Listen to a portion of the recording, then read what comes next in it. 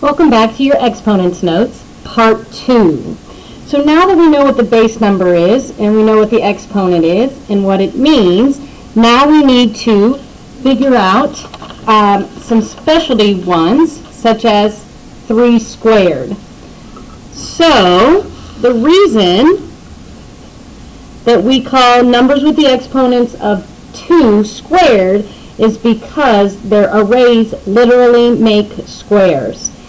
So this is 3 times 3, which would be represented by a square array of 3 rows by 3 columns. So every square number makes a perfect square, such as 2 times 2, or 2 squared, which would be 2 rows, 2 columns, perfect square. Remember, there are no accidents in math. So the reason we call them squares, because they create squares. So don't forget that that exponent 2 can also be called squared.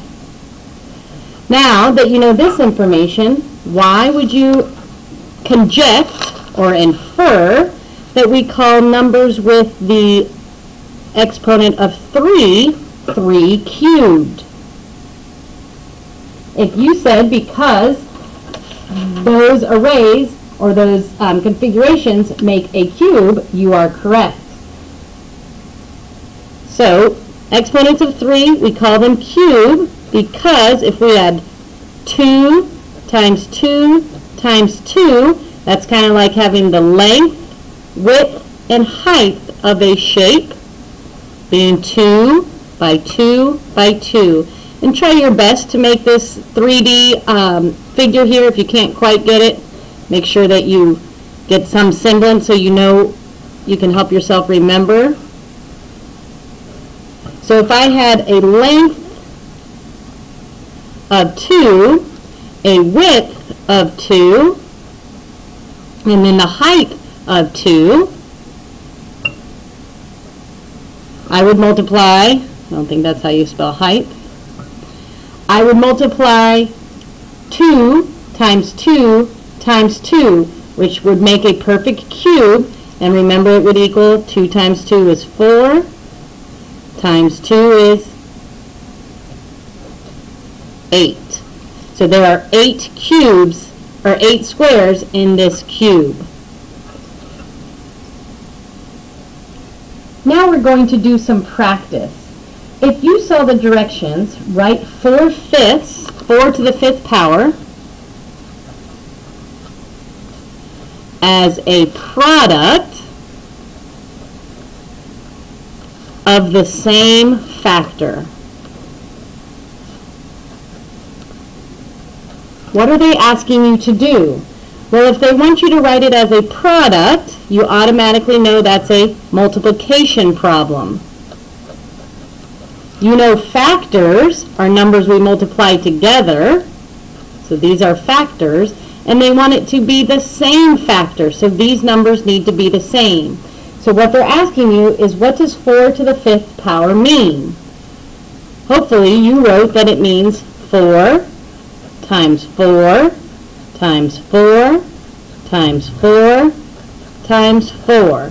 You should have that star of the show, the base number 4, on stage 5 times. 1, 2, 3, 4, 5. If they asked you to find the value of 4 to the 5th, you would need to multiply it out like this. 4 times 4 is 16. 16 times 4 is, I would have to do it off to the side. I don't have that basic fact memorized. 4 times 6 is 24. 4 times 1 is 4 plus 2 is 64. Then I need to multiply it times 4 again. So 64 times 4 would equal 16. 4 times 6 is 24 plus 1, 256. And you're not done yet. You've got to multiply it times 4 one more time. 256 times 4. 4 times 6 is 4. Carry the 2. 4 times 5 is 20 plus 2 more. Carry the 2. 4 times 2 is 8 plus 2 more. we end up with 1,024.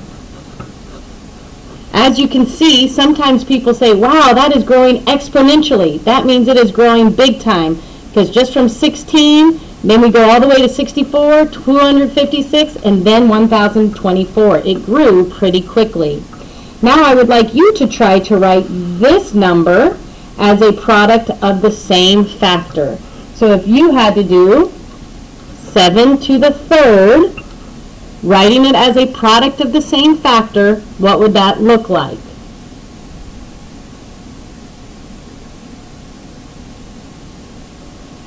Hopefully you wrote 7 times 7 times 7. Now I want you to find the value of 7 cubed, or 7 to the third power. Pause the video, find it, and then see if you did it correctly. If you did 7 times 7, you should have gotten 49, and then you would multiply by 7 again, 49 times 7, and I would do my work off to the side. 7 times 9 is 63. Boy, yet again, another example of why you need to know those basic facts. Now you have 7 times 4, which is equal to 28, plus 6 more, 34. So we end up with 343. The next thing they might ask you to do is to write each product using an exponent. So if we had 10 times 10 times 10 times 10, what would that look like if we used an exponent instead? Please write down in your notebook what you think it would look like. Hopefully you wrote 10, the star of the show, 5 times. 1, 2, 3, 4. I miscounted. 1, 2, 3, 4 times. So hopefully you wrote 10 to the fourth power. Now, wouldn't this have been nice on our homework last night when we were doing prime factorization? Instead of writing 2 times 2 times 2, we could have simply wrote 2 to the third power. So now we're going to try a prime factorization using exponents to figure out our answer instead of repeating it. So if I had 24 and I wanted to do the prime factorization of 24, I could think of any fact that equaled 24, so I think I'm going to go with 4 times 6. Then I ask myself, is 4 prime or composite? In this case it is composite because it has more than 2 factors. So it's 2 times 2 times 6 is also composite because I know of more than 2 factors. It's even, which makes it automatically composite. So I'm going to break that down to 2 times 3. 2 is prime. It has exactly 2 factors. 2 is prime. Prime. 3 is prime. It has exactly 2 factors. So I am down to the prime factorization, but I can quickly sum it up by saying 2 to the third power times 3. That should help you on your next activity, which is rally coaching with a partner, and on your homework tonight. Make sure you reference back, or you can find notes also in your textbooks at page 32 through 33. Thanks for stopping in today.